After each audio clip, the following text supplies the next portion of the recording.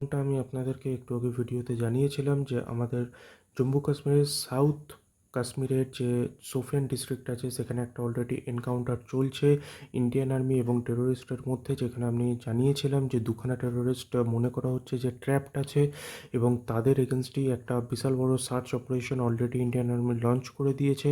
এবং এই যে সার্চ অপারেশনের মধ্যে আমরা যে জানতে পারছি যে ডোগরা রেজিমেন্ট আছে, রাজপুত রেজিমেন্ট আছে, জাট রেজিমেন্ট আছে এবং তার সাথে সাথে এসওজিও আছে।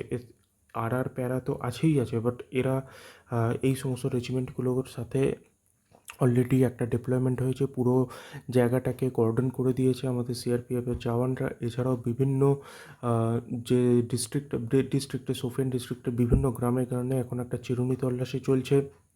এবং অলরেডি এখন যে মুহূর্তে আমি ভিডিওটা বানাচ্ছি এবং যে মুহূর্তে ভিডিওটা দিচ্ছি সেখানে আপনি এটা ধরুন রাখুন যে এখন এনকাউন্টার চলছে। আমি গ্রাউন্ড জিরো রিপোর্ট থেকে যে ভিডিও পাচ্ছি আমি আপনাদের সাথে সেটাও শেয়ার করছি।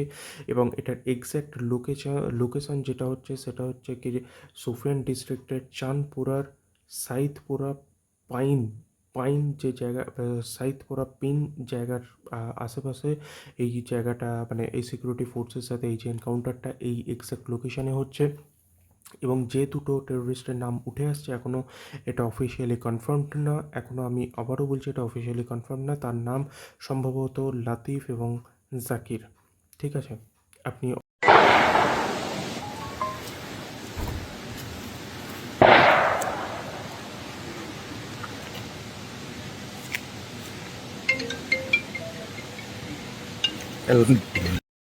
আমি আপনাদেরকে একদম গ্রাউন্ড জিরোতে যেটা হচ্ছে সেটা আমি আপনাদেরকে সামনে তুলে ধরলাম।